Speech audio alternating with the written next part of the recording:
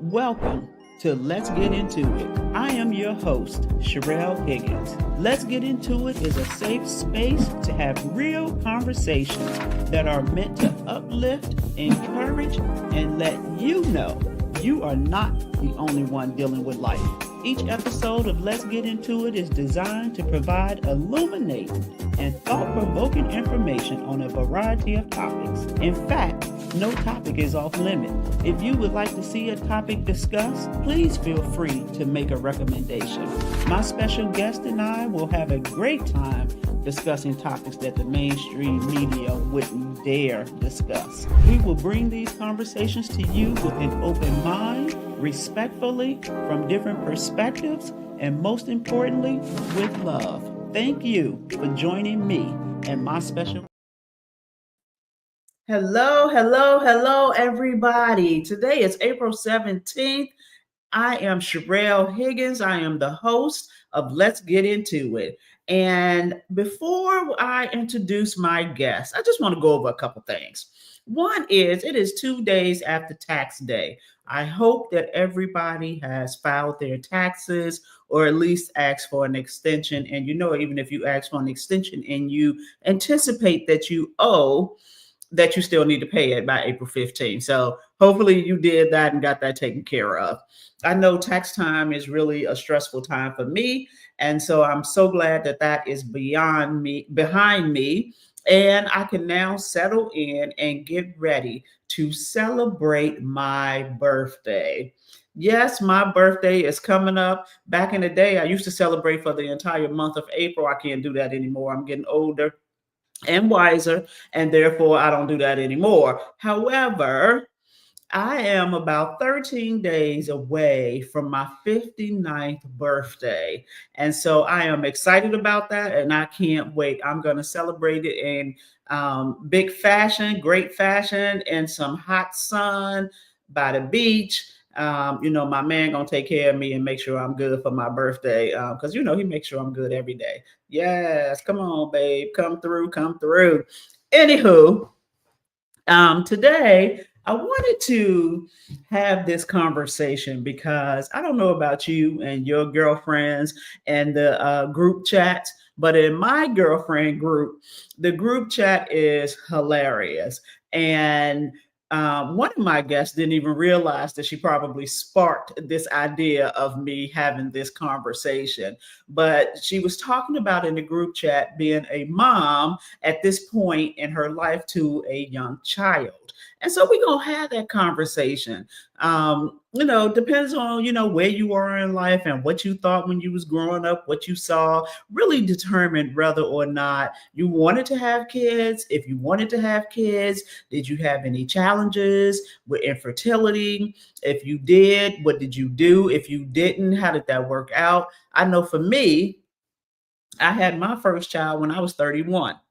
And I thought that was a great age because when I was growing up, I always said I never wanted to have kids. But I love the girl and the boy. So in case, they watching, I got to say that out loud because, they'll start clowning me in the comment section and just carrying on. So anywho, but now that they're here, I love them to death, to life, or to the moon and back, whatever this new saying is that we're talking about, how much we care for our kids.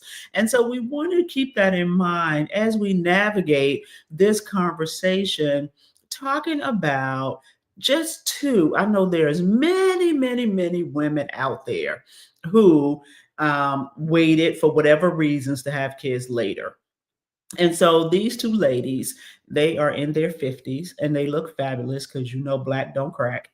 And they have young children. And so, we often laugh about where they are in life compared to some of the other of us in our group whose kids are young adults at this point. However, I am going to bring to the stage my two girlfriends.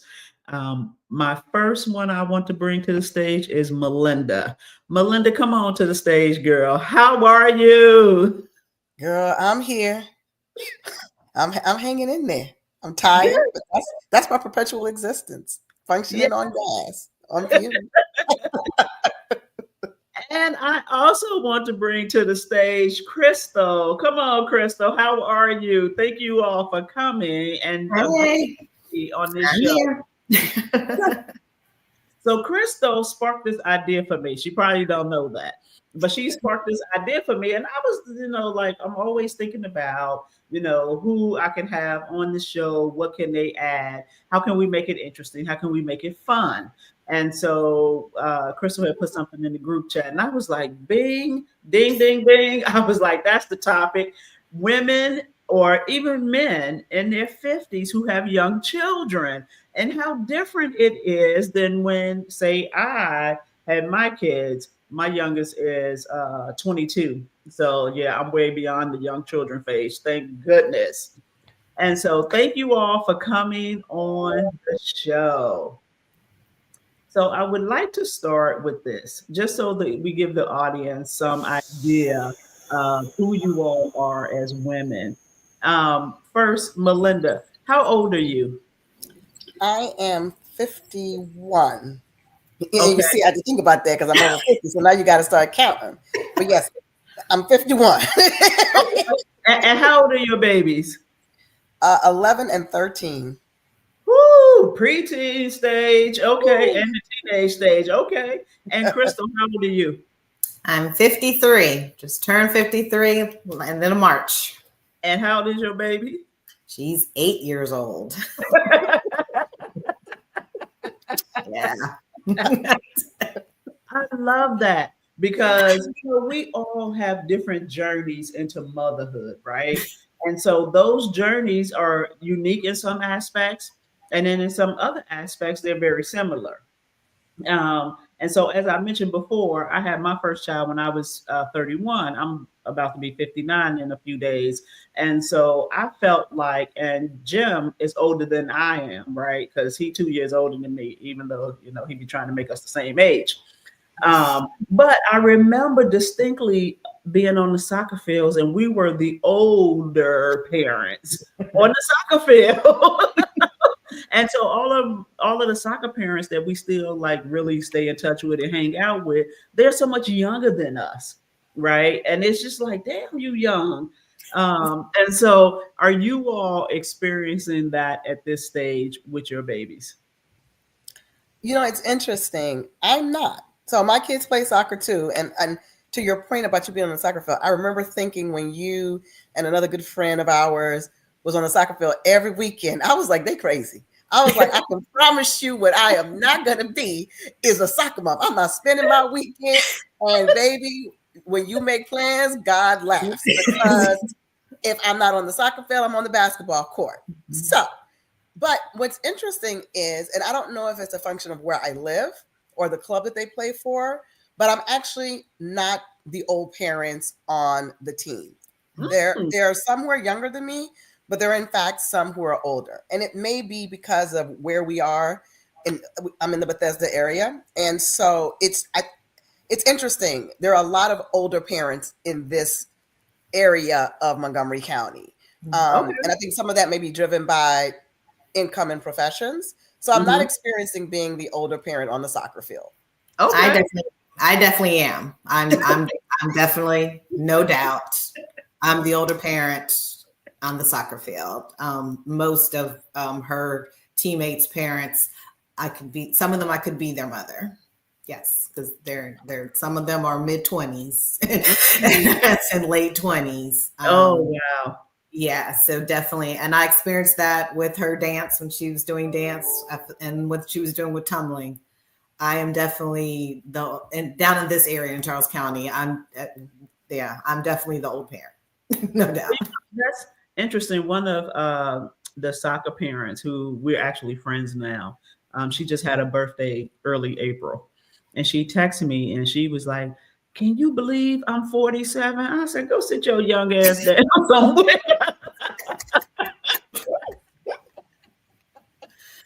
Yeah, I'm impressed with that.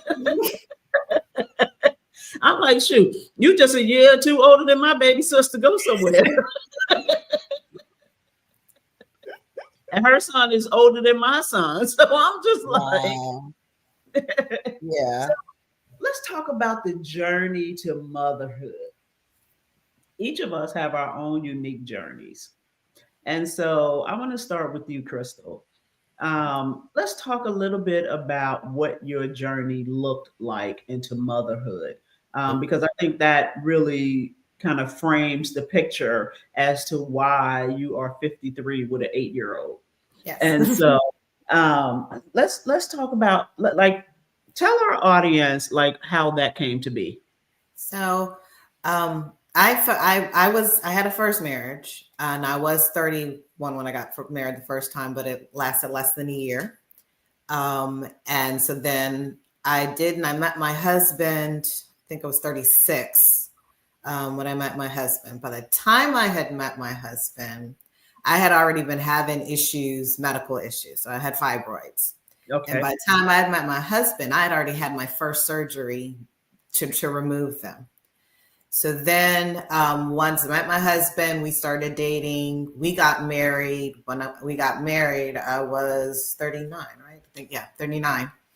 By the time we got married, and then I had to have a second surgery. And after that second surgery is when they had the sit down talk with me and was like, you're not going to be able to carry a child. So we had talked about it, and I was like, nope. They said that's just not going to be able. I'm not going to be able to have a child. He had also had a vasectomy, so he would have to have that reversed, which we thought about. We were like, oh, have reversed, and then I can. But then once it said, that's 2 ways of like, no, this is not meant for you to carry a child or bring.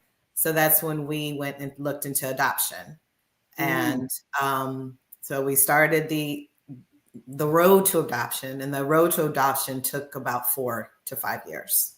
Oh, wow.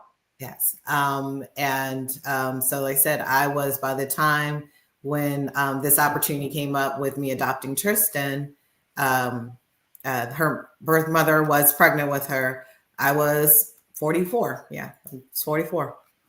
And we talked about, I was like, I'm going to be the whole parent. I know I'm going to be the parent. This is my first child. Do I really want to do this? But I did. I wanted to be a mother, and I felt like I had mothering kind of, I've always felt mothering type of person. So I wanted to have children and be able to raise children.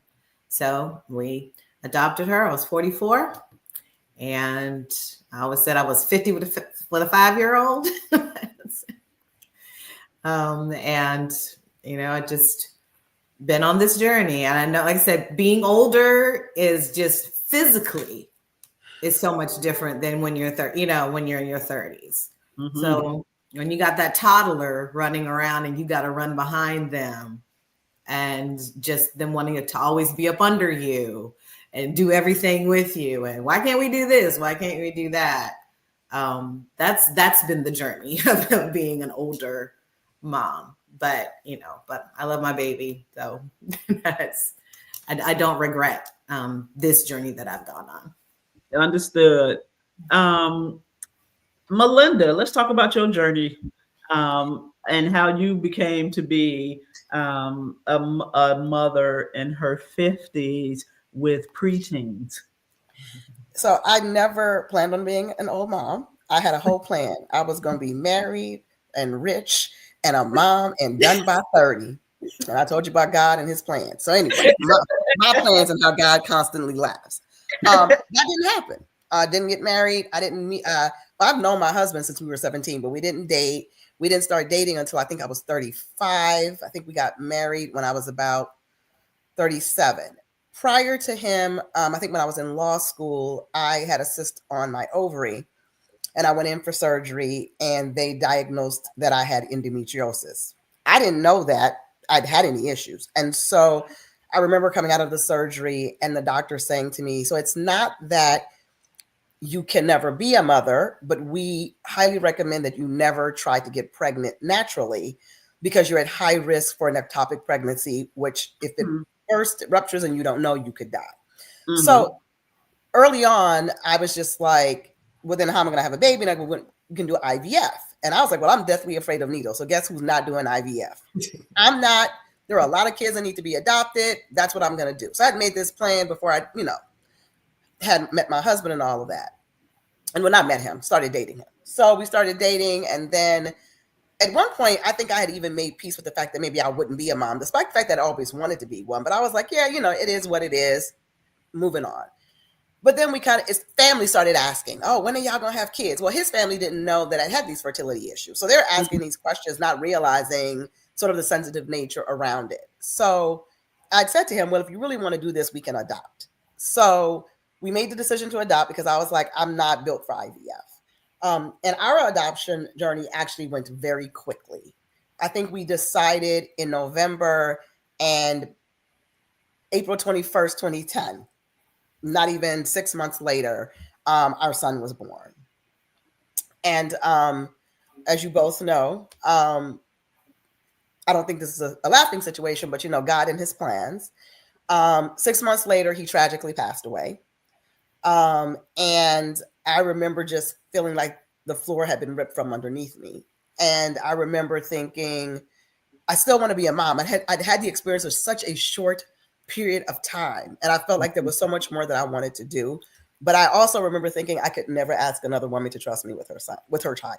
I wasn't there when he passed away. I wasn't there. It certainly was not my fault. But if you've ever lost a child, you still feel a sense of guilt for having not been able to save them. As irrational as it is, right? Like I wasn't there, right? But I remember feeling like, well, I can't adopt again, because how do I look another woman in her face and say, trust me with your child? I had done that before.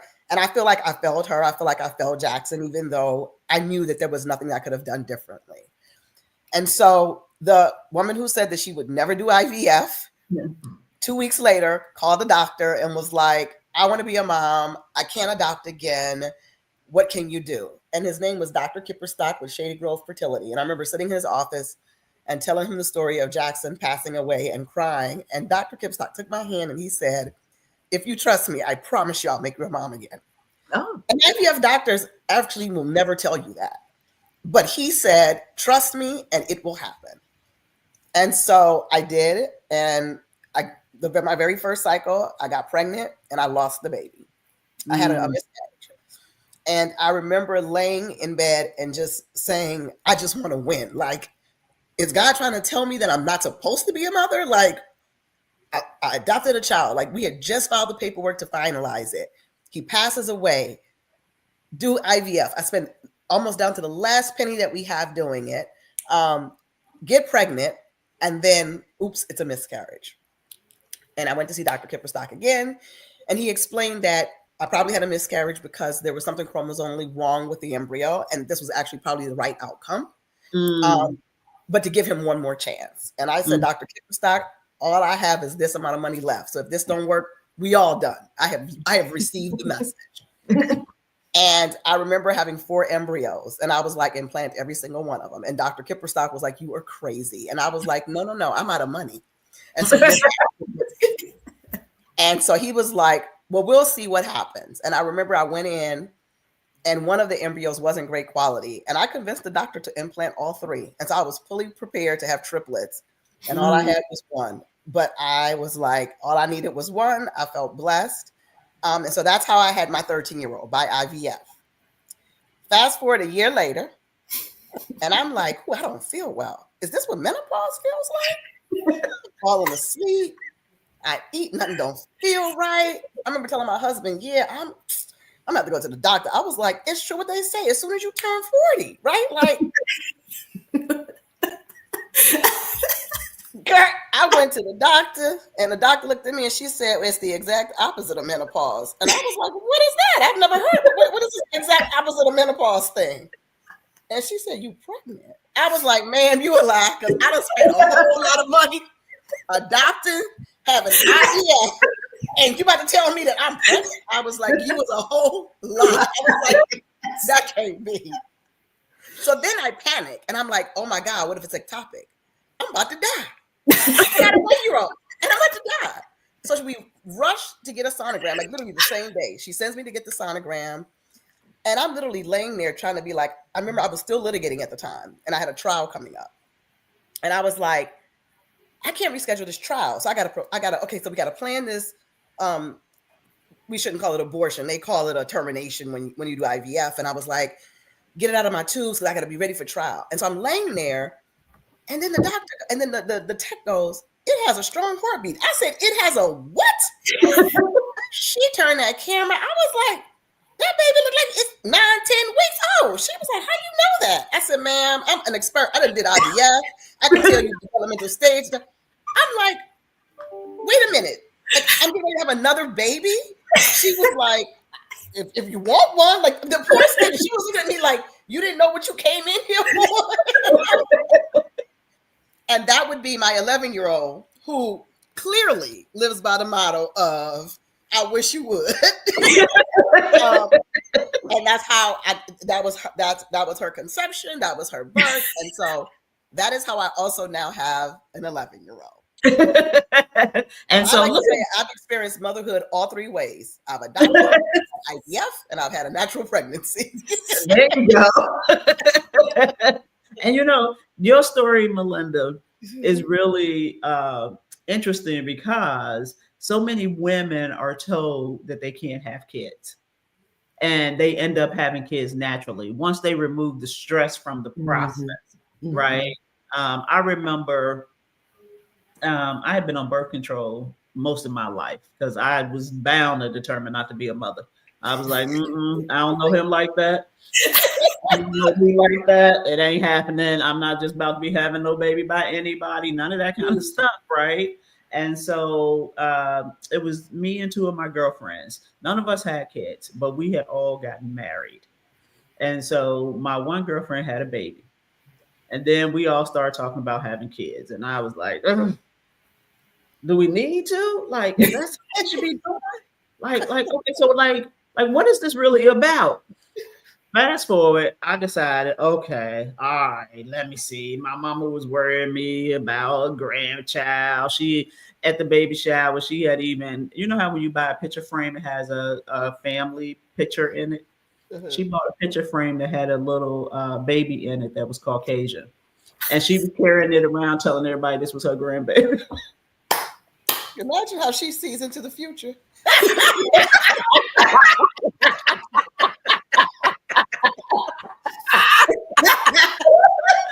Exactly. That would go. So I ended up, I was like, all right, let's do it. And then after I decided to do it, it took me over a year to get pregnant.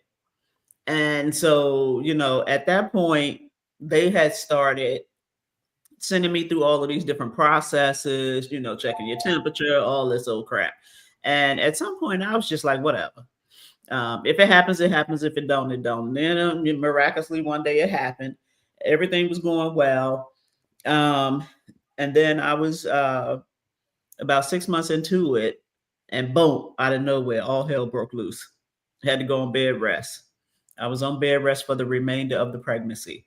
Had gestational diabetes. And so fortunately with my daughter, I was able to control the diabetes with my diet. Fast forward to the second one. I was like, I didn't want to have any more kids. I was one and done. I was convinced I was one and done. Went to Cincinnati with a girlfriend. They were having a surprise birthday party for her grandfather. And he was turning 88. And I distinctly remember talking to him, and he was like, so you got any kids? I was like, yeah, I got one, but I'm done. I ain't having no more. He was like, wait a minute, hold on. I was like, what? He was like, if you only have one child, he said, I live out here in this senior citizen community, and a lot of these people only have one kids. And do you know that one child won't even come see about them? I was like, why are you doing that? Because I'm a very logical person. So if you saying something that makes sense, I'm like, So he was definitely saying something that made sense. And thus, fast forward, had the boy. And again, everything was going along well with the pregnancy. And then all of a sudden, I was like 5 months into it, and I had to go on bed rest for the rest of the pregnancy, and ended up with gestational diabetes again. But this time I couldn't control it through my diet. I had to actually take insulin. And so When he finally got here, he is one of very few males in my family. And even in Jim's family is predominantly women. And so of course everybody just kind of catered to him. We always say that Kiki, my youngest sister, and Tasia need to start over with him because that one. And so I'm going to ask you, because you all are raising Gen Alphas. Are they Gen Alphas? Gen Alphas. One of mine is, and one of mine isn't. Right. Yeah. Okay, so Fallon must be a Gen Z. And I think Fallon is Gen Z, and then I think Tristan and Shiloh might be Gen Alpha. Okay. So let's talk about that because it's such difference in these generational kids. We are obviously in a different generation than our kids. And so one of the things that is always funny to me on social media is when I see things that say, your second child is the one that'll test your gangster. Your youngest child is the one who will test your gangster. If you only have one child, that one will test your gangster. Mm-hmm. So let's talk about how you navigate raising kids of a different generation, and particularly of this generation that we have coming up now. So, Crystal, let me ask you first because you have the youngest one. Yes, and that generation gap is huge. I mean, I don't understand them. I don't get them. They're nothing like we were as children. I mean, they're just so different than how we raised. And I hate to say it, but when we say, it's like we won't raise like no punks. Like, right. But this new generation is like the world is catering to make them punks, and it's just it's so different. I was a latchkey kid coming up. So I came home from school by myself in elementary school, and I got my snack together, and I did my homework, and I waited for my mom to come up, and I cleaned my room, and I did all these things. And you knew not to answer their door. Right. And I knew what to do if somebody came, right, not to answer the door, wasn't on the phone. Like I knew to be alert about what was going on around me. And I waited for my mom to come home to her to take me to my activities, because then I knew I had to do my activities. And then I came home. Like, this generation now, it's just, you have to, you feel, and I feel like I have to watch them all the time. I feel like I can't, she can't be outside by herself because I don't know what else is outside with her. The whole concept of, doing her, having a schedule and stuff is like, whatever, because that's how they're at school, whatever, that's the kind of, and her friends, their attitudes is like, we'll do this when we do that, and why are we doing play dates? We need to be doing play dates all the time, and such is going over such and such's house, and we need to do this, and the play dates are like elaborate. They're like, movies, dinner, and stuff. And I was like, what happened to just going over the house and just playing outside on the bike? What? We didn't have a name for it. We played with our friends all the time, but it wasn't called a play date. Right. Right. Go outside and play. They didn't care who you played with. Right. And that's you. It's just so different. And the whole social media and wanting to be on the iPad 24/7. Mm-hmm. And if can't be on, the whole world has ended if it ain't charged because you didn't charge it. Because that's because you didn't charge it, but you're upset that it's dead and how right.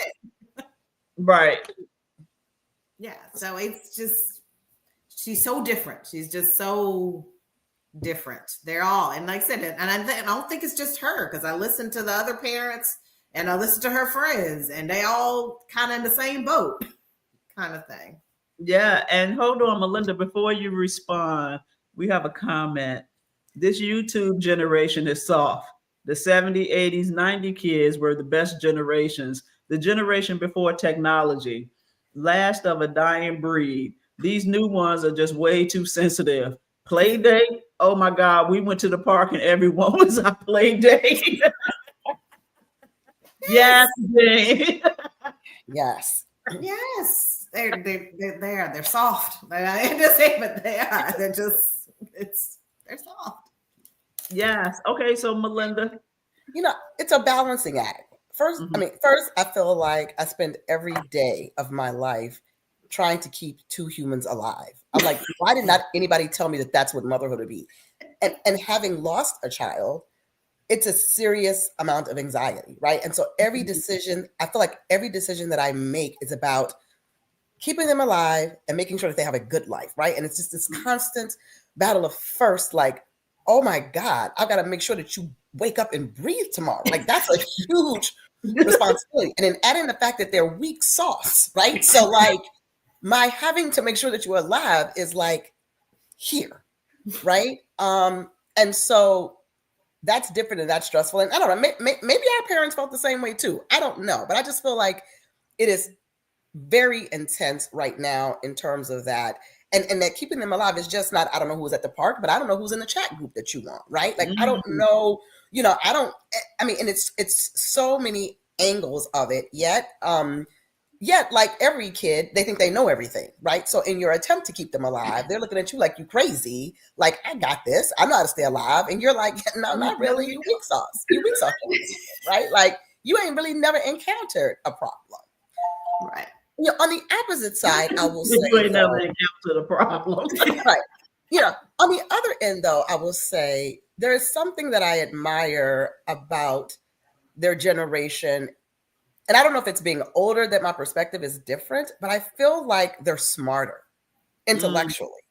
I don't, my mom says, you were a smart kid.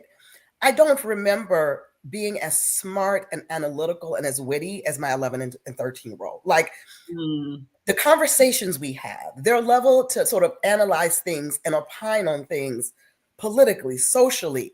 I wasn't doing that at 11 and 13, right? And I don't know if it's a function, maybe it's, you add in, the schools that they go to, but social media, what they're exposed to, right? And so there is something that I admire about their generation. And when I reflect back on when I was 11 and 13, I was having very basic conversations with my friends. We riding this bike up this hill, we jumping across the ditch. Like they were just very basic living conversations. These kids are having a different level of intellectual conversation. So there's something that I admire about them too. I mean, I look at my 11-year-old and I'm like, I didn't have that type of confidence. She walks into a room and everything starts when I'm here, baby. Like, okay, Shiloh is here. What we doing? Come on, Shiloh. I understand that. Yeah, I mean, that's just, and so I'm just like, I feel like I look at her and she's my mini me, but I'm like, she's the better version of me. I wish I'd had some of that confidence and gumption at 11 that I see in her, right? And then my 13-year-old, she is the typical first child. She wants to be everybody's mama. She wants to be in charge. She wants to tell people what to do, right? And feels confident that she can do it. And so there is something that I admire about these younger generations too. Their sense of, I can conquer the world. There's nothing that you can tell me that I can't do. I don't know that we had that at 11 and 13. Well, but I think also when we were younger, we were often told that's grown folks' business. Yes. That's grown folks. Why are you sitting in, Crystal? Why are you sitting in here? We haven't grown folks conversation. Go outside. We weren't allowed to be in with the with those subjects, those topics. But now with social media, it's so out there that they now are a part of it. So they are more grown, I guess you could say, or, their conversations and what they know, which sometimes disturbs me because I'm like, how long are you going to stay a kid? Because so many you want to be so adult and do such adult things. When are you being a kid? Because I think we were allowed to be kids. Yeah, and I do think they're rushing through their life. And so it begs to question it if their life expectancy is longer than what ours is. It's like, well, what you gonna be doing when you 50? Because you did it all. You Like at already did. That's what I'm 13, you saying. get Yeah, your nails you've done, already you get done. Yeah. pedicure, Yeah. you at the nail You've salon, done you get your things to massages. meet, you know, what's age appropriate. Some Right. now it just seems to get younger and younger. What's now age appropriate, and that they'll have done so much by the time 21. It's just like, you know, kind of thing. Which, But you know what? So I think it's two sides to the coin, right? So when I was growing up, I was the youngest before the younger siblings came along. I was the youngest of the teenagers, and I used to always say, I want to go with them. And my mother would be like, you don't need to go with them because you're too young. If you do it all now, you're not going to have anything to do when you get older. And I would be like, well, I don't care about that. I want to go to the party right now. Like, who cares about getting older and what I'm going to be doing? It ain't my concern. Right. So she would let me go, right? And sure enough, just like she said, once you get older, you know, you start thinking like, I done been there and done that.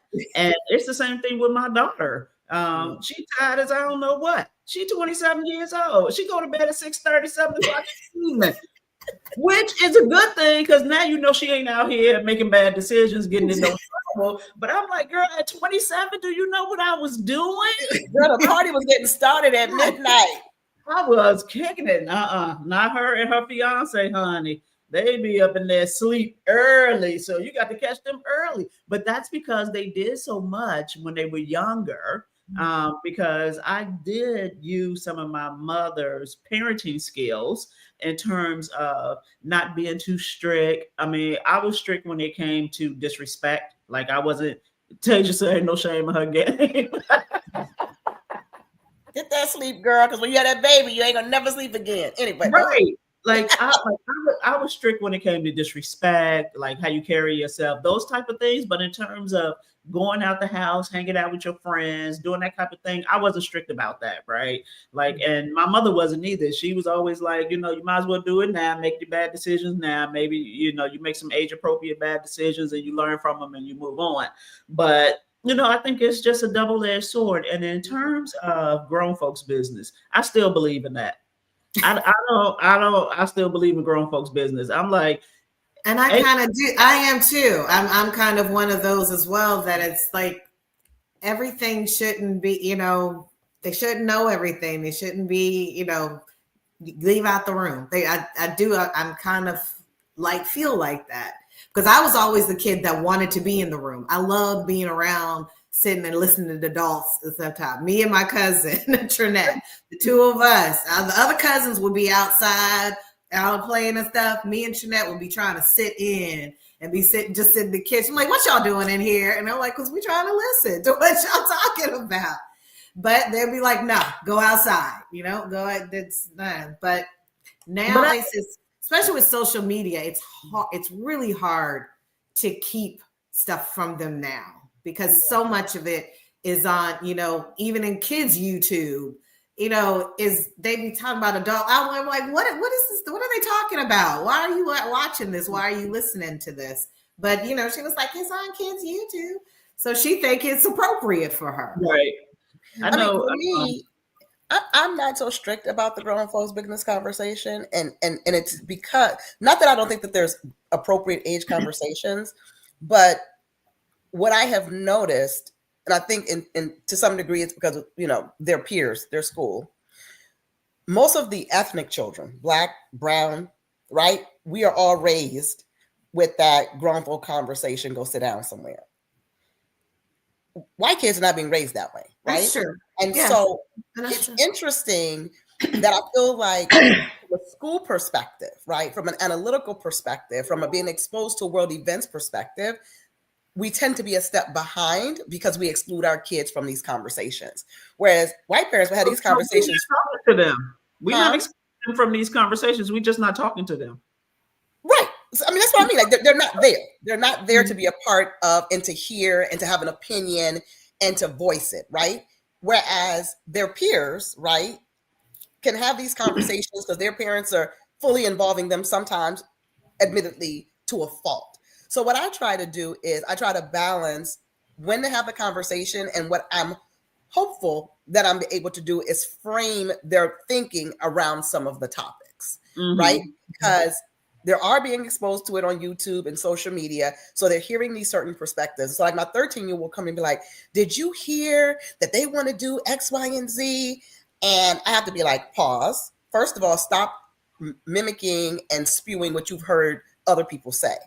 Because here's the nuanced side of that. And this is why this is. So I think by allowing some access to it, I'm able to have some conversations and frame the issue in the way that I think it's appropriate for them to be exposed to. And my hope is that so that when they go out into the world, it's not the first time that they're encountering these conversations, these world events. So again, I try to do a lot of balancing. I get it from that perspective, but what I don't get is adults sitting around having conversations and having adult times, right? And the kids are sitting there while the adults are entertaining each other. That's a very different scenario. Yeah, that's a different scenario. Right. And so I'm talking about the scenario of the kids interjecting into adult time. Now we want our kids, of course, to be educated because I will never ever forget this. I remember when Beyonce and Kanye came out with the song "Ego," and Tasia, I was like, "You cannot listen to that song. I got a big ego. No, ma'am. You are not listening to that." Fast forward a couple weeks, we in the car, it came on the radio. She knew every word. It was like, what damn? I'm like, okay, all right. Well, since you're listening to it anyway, look, crank it up. Oh my God. That's how it is with Tristan. Like I'll turn, I listen to a lot of stuff, and I Melinda knows I listen to a lot of what's now, and so I'll be like, okay, I can't listen to this because I don't want her to have it on, so I'll like change it on her, and then we'll be somewhere and it comes on like out in this, and she know every word. It's like, okay, I won't try to expose her, but clearly she's being exposed to it. Yeah, she's clearly. Me hiding it ain't doing nothing for her. So, but I was also when growing up, my mom was always, well, we don't do that in this house. Like that was her minutes because I would come home because I went to predominantly white schools growing up, and I was the only Black girl in many of my classes and many of my schools all growing up, and I would come home and I would say something. Well, Melinda said this, and Stephanie said this. You're like, we won't do that in this house. She'd be really quick to tell me, we don't talk about this in this house. No, you're not. No, we're not discussing that here. She was always quick to be like, no, that's grown. You're too young for that. Blah blah blah, and cut it off. It was like, did not care, what anybody else was doing. And I try to do that too. Be like, okay, I want this to be in my household. This is how I want to raise Tristan. But Tristan's also Tristan. Like there's nobody like her. She's a one. Anybody that meets her knows she's a one of a kind type of child. So she being so different from me, and then I just be tired. That is hard to, Girl, because at 50, you be like, girl, if you hit whatever. Yes. Yo, the iPad. Half of the time, I'm like, girl, they don't be trying to be in my conversation because they be in their iPad. Right. I had a whole conversation around them, and they be like, huh? What? You're sitting right here, and they heard not one word of not one word in that iPad. Yeah, okay, in it. So let me ask you all this: what have you learned about yourself as a mother at this stage in life? I'm gonna be a teenage mother in my next life. I'm 13. They're a lie. I am not at whatever. I'm doing it at 13, 15, done. Because at 40, I'm gonna be done with kids and on the beach living my best adult life. I've learned by myself. I thought that I was a patient person. I did. I I felt like I was always the person that was very patient with what was going on. If there was chaos, if things were ants, I'm like, okay, we'll get it through it. It's okay. Things are on. I really thought I was that type of person till I started raising Tristan.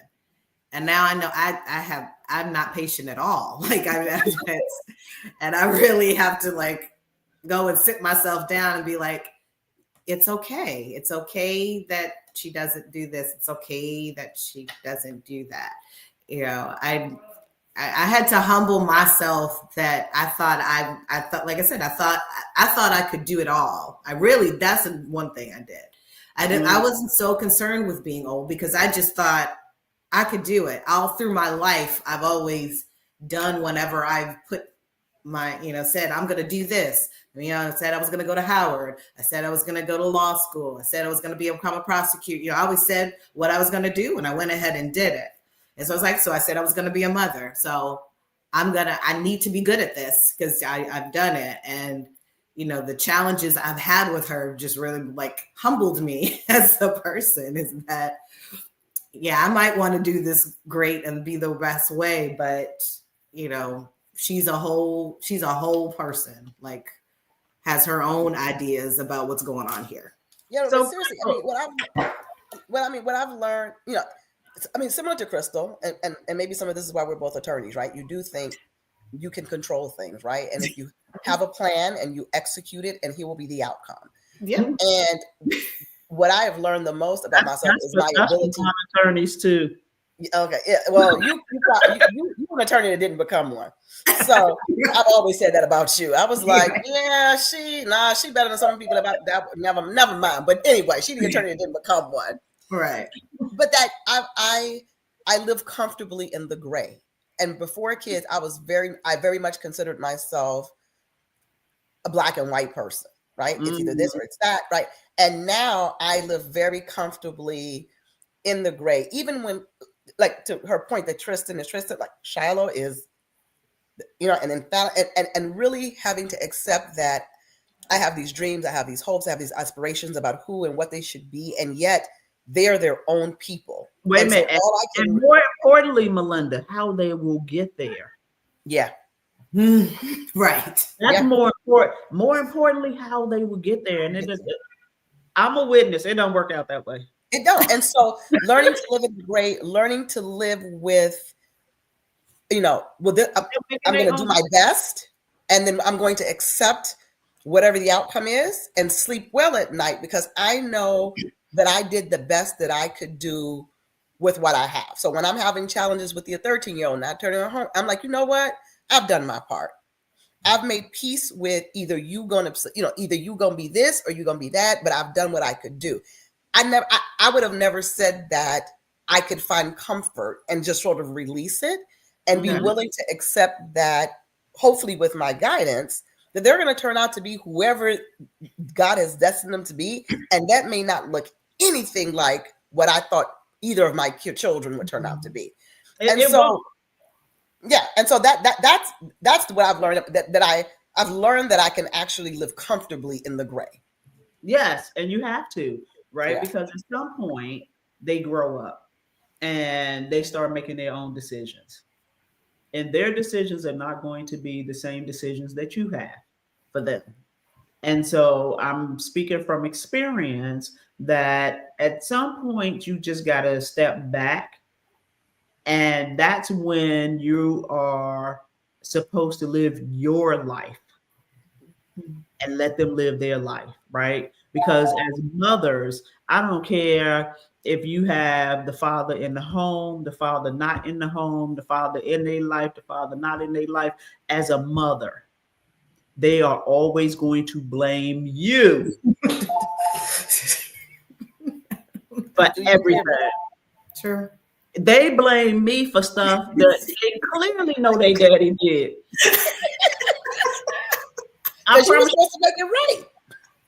I promise you, just today, my daughter texts me, we going back and forth, and we talking about this damn bike riding. and she gonna say, "Oh, I'm scarred." Like I scarred her. Like this bike ride thing was my idea. She talking about, "Oh, I ain't never doing no family bike rides again." I said, "Well, I don't want to either." She won't tell her daddy that, right?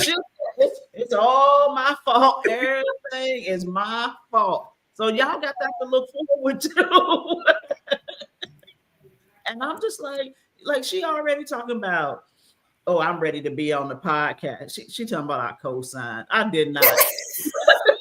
Talking about I'm ready to be on the podcast. I'm ready to tell my story. Absolutely.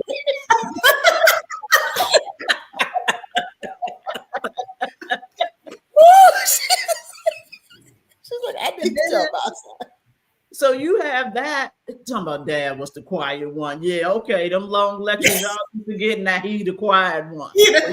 See how it happened? See how they Yeah. twist the truth? And then so you have that one on the one hand, and then on the other hand, you have one to act just like you. Yeah. That's the one that really tests you. And That's then what I'm like 2 shots to the body. Like what we doing? 2 shots to the body, right in the rib cage and the stomach area. What we doing? If you say something else, that's what's getting ready to happen. And it's weird because I have 2 girls 2 years apart, and they're both like me in different ways. Fallon, I described to both of them as Fallon will cut you with a scalpel and very small nicks, very slowly, over a period of time. You won't even know you're bleeding. She'll be giving you band-aids and you keep getting nicked. And she the one nicking you. You don't know what's happening. I can be like that, slow, methodical until I finish. Mm-hmm. Shiloh is a machete. She ain't got time to work with no scalpel. Cut your neck off, done, I'm good. Right? As an adult, I'm more like that. I'm over 50 and I don't have the time nor the patience. And so it's so weird watching some of my characteristics in the both of them and then trying to mold it to, y'all should still be better than me. Like, that ain't cute. Like, oh man, right? And so it is interesting to see the sort of the mirror, right? Mhm. And you're looking at them and you're just like, wow, I was like that. Like, and even my mom is like, you know, you're like that, like, well, mostly with Shiloh. She'll be like, you know, you're like that now, but you weren't like that as a kid. That's Because right. as a kid, I was quiet and Right. in the background, and my mother didn't know it. Right. My mother thought that I was like the kid that would be like gotten over on, that I'd be gullible, that people would think. And so she used to worry, and I used to be like, "Oh, I'm poisoning her. Just nobody don't know it. It's cool." Yeah, right. So, Crystal, is Tristan more like you or like Tony? Tony. Okay. Definitely more like and like, I mean, she's the social butterfly. Yeah. I want to be out, want to talk, want to do everything. Anything that's going on, I need to be the center of it. When I'll make myself the center of anything that's going on. I'm gonna make myself the center. So she's and Tony's like that. I'm more laid back, sit back, you know, kind of person. She's like that. And then some characteristics she just, you know, has that is not like neither one of us, but it's just maybe the Scorpio of her. That's because she's just always sneaky, can be really, really, really sneaky about things. And then will smile in your face, be stabbing you in the back, kind of like traits kind of thing. Yeah, like you got to work. You know, the teacher will be like, "Oh, well, we had some issues with Tristan today," and I'll be like, "Oh, what did she do today?" You know, you know, she's that kid in the class that, you know, everybody, like, they got a new librarian at the school, and I was talking to her, she was like, "Yeah, the first day I was like, yeah, Tristan, that's the one I'm gonna have to watch out." She said, "I knew it the first day that we were there," and I was like, Tristan's the one. She's the one leading everybody. She's the one everybody's following. Tristan's the one you got to watch out for. I was like, yep, that would be my child. That's I remember when Tristan took the chair because she wanted it, and yes. Flow. Mm-hmm. Like, she said, "Why'd you do that?" "Well, I wanted the chair." Wanted the chair. Mm-hmm. Like, that's not how that works, Tristan. It works for me. That's fine. That is definitely that's how she is. You know, the world really does revolve around her. She's really one of those that the world revolves around her, and you need to understand that. I understand that completely. Yeah. So when you're tired, like I said, and then the problem, I'm old, so I'm tired. And I'm tired. So it's hard, combating that. It's hard trying to rein that in. It's like now I understand. I mean, my mom was 35 when she had me. So she was 40 when she had my sister.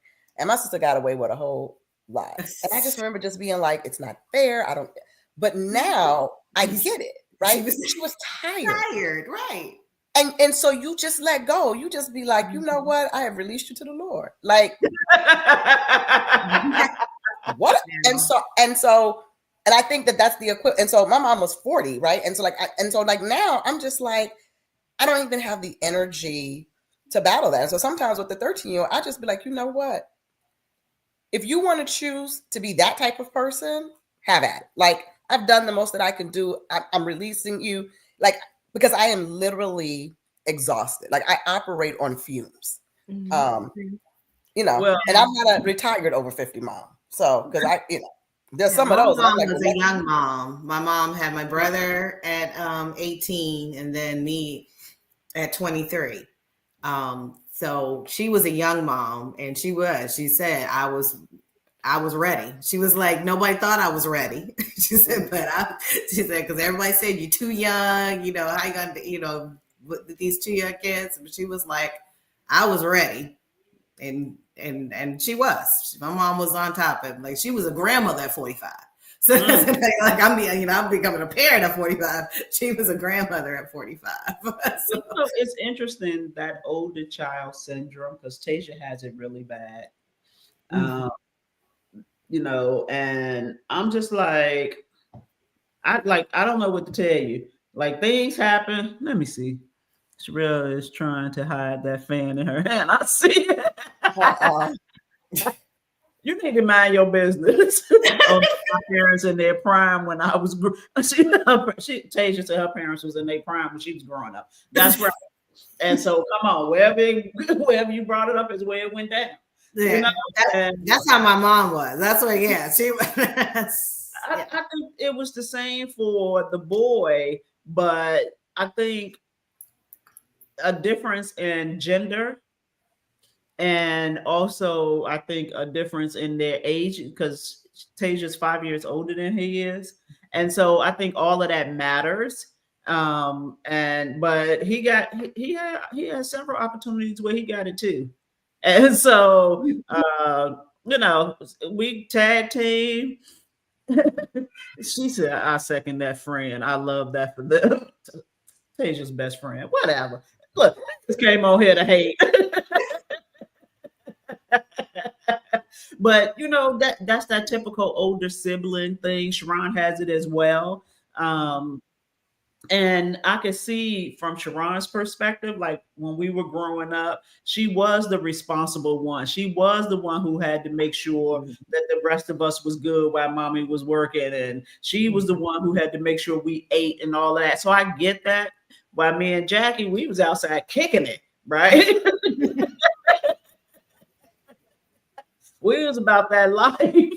So, I get the whole older child thing, but I also get the younger child thing, right? Because Kiki, while, my mother was older when she had her, compared to when she had us, but she didn't play with her either, right? Like she could get it too. Now she was able to do some things we weren't able to do. I'll give her that. But when it came to discipline and respect and doing what you're supposed to do, she was about that life. And she didn't care if she had you or not. You could have been the friend down the street around the corner. You can get it too. And so, as older parents, my mother, look, back then this was considered older. She was like 36 when she had my youngest sister, right? So that was old back in 1980. Yeah, my mom was considered an old parent too. Yeah, and I thought back then my mother was, surely she was in her 60s. When I And I'm like, you was only 30 something. Because you was out here parenting like you was old. Exactly. And so as older parents, even like now, even though my kids are young adults, and particularly the boy, because he still live at the house, it's just different with these kids. And so your all's future is what you see over here. Woo, girl, and you young, so I'm scared. Like I'm like, I can't miss a premium on my long-term life insurance plan. I can't rely on these kids. I mean, my youngest, my 11, told me when she had to have been 4. Is right. I was watching TV. I don't know. She came in the room from nowhere. Mommy, yes, Shiloh. I just want you to know that when you old, you can't live with me. Right. I said, excuse me? I said, like literally, I was like, why would she just randomly come and tell me this? And I said, well, you living with me now. She goes, well, because I'm the kid. I said, okay, Shiloh, whatever. So then Fallon comes in, and I tell Fallon was like, oh, don't worry about it, Mommy. You can live with me. And then I was like, no, because you can't wait to tell me what to do. I'm telling you what I will never miss a payment on is my long-term life insurance policy. This one told me I can't live with her, and this one is too eager to have me move in with her. I'm not trying to live with neither one of y'all. I'm good. Real good on this whole experience. Well, we have a plan in my family. I'm going with Tasia and Jim going with Jalen. And like Jim might not eat, and he might get sat in the corner and not thought about for another 6 days. But Tasia gonna take good care of her mama. I don't want to go with Jalen. And then she told me, she goes, well, because I'm gonna have my own family, and there's just not gonna be enough room. And so like it's funny because when I tell her that story now, she gets upset. She was like, Mommy, I came back and told you that it was fine. Like, why do you keep telling me that? Like, just let it go. Okay, you can live with me. So I've sufficiently guilted her into giving me the big room in whatever house she has. Now, Tristan says that this is going to be her house. And so, yes. So this is her house. Come on. We can still live here, but it'll be her house. I understand completely. Sign the deed over. Yes. But it's a fun journey. Yes. Time has gone by so quickly. Yes, it has. Thank you all so very much for not only sharing your journeys to motherhood, but talking about being a mother in your 50s to younger kids. I know there are so many people in my audience who can relate to that. And some of us are now grandparents, and it's kind of the same thing. I got the grandbabies living in the house right now, and the 3-year-old. Wow. Why? I'm done eating, but why? Why? And that's good. Yeah. No, because if Jay's still with me, then I'll be cooking. Grandpa will be fed. Okay, well, Mac, you can knock yourself out. Yeah, she talking about Jay still with her. She gonna cook for Jim. Okay, well, good luck with that, because he already know his son ain't gonna care if he eat or not, bathe or not, go to the doctor or not. He's gonna be on his own with that. I'm gonna be over there with Tasia and Rayshawn getting on my nerves. Nice and cozy. It's still going to the hair salon, getting myself together.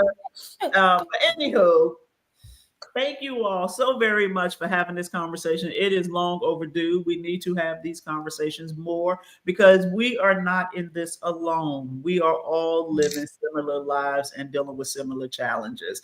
And sometimes you just got to laugh at yourself, because it is what it is.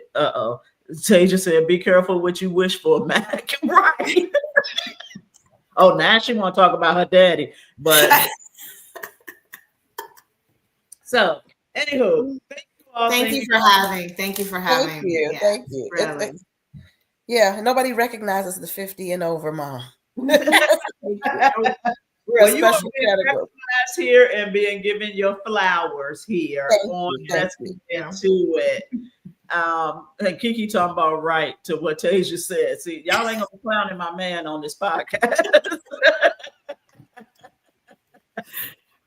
Don't do that. We've been warning the grandkids that they gonna get their dose of the grandfather soon, and they not gonna like it. But all the kids like, well, we all had our turn. You might as well get. But then they turn around and blame me. So, anywho, it is well after the time I'm supposed to be done. I'm going to ask you all to sit tight for a minute. I'm going to take you off the screen. I'm going to do my what the hell segment, and then we're going to wrap this episode up. In 2 weeks from today, it will be May 1st. It will be the day after my 59th birthday. And so I am trying to decide whether or not I am going to do a podcast that day. So stay tuned for that. I may not, just kind of depends what's going on in my life. Whether I'm going to do a podcast that day. But if not, I definitely have one lined up for the following 2 weeks. And that conversation is going to be very, very interesting because we are going to talk about politics. And so I say to you, stay tuned, stay connected, and stay with me. Thank you, Melinda and Crystal. I'm going to take you off the stage so I can do what the hell. And so I am going to say, what the hell? What the hell are we thinking about when we are raising these kids in 2025? Are we thinking that we could do it the same way our parents did it? It doesn't seem to be working. Are we thinking that we could do it a different way and give these kids a long rope to hang themselves? And yes, they are hanging themselves. And so as parents, how do we overcome the difference between our generation and their generation? How do we navigate this world in such a way that we not only stay connected to our young adults in a different generation and our kids in a different generation, but how do we help guide them, but also be okay when they make their own decisions? I will promise you this. Some of the decisions that they are going to make, you are definitely going to be asking yourself, what the hell? And you're going to do your head like that and everything. And in some cases, you're going to look and you're going to be proud that they made the type of decision that you would have made. But through it all, just know that we too did not always make the best decisions. And yet here we are, we survived. And our parents were asking themselves with us, what the hell? Thank you all for joining me for this episode of Let's Get Into It. I hope everybody have a great evening, and thanks for joining me. Have a good night.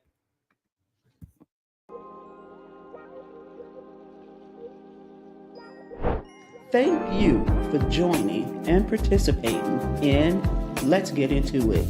I want to thank my special guest for being brave enough to get into it. Without you, these conversations cannot happen. Remember, different viewpoints, respect, and love are the foundations of Let's Get Into It. If there's a topic you think I should discuss, drop me a recommendation. If you're interested in being my special guest, let me know because we can and will get into it. Have a great day on purpose, and I look forward to your continued engagement and support as we get into it.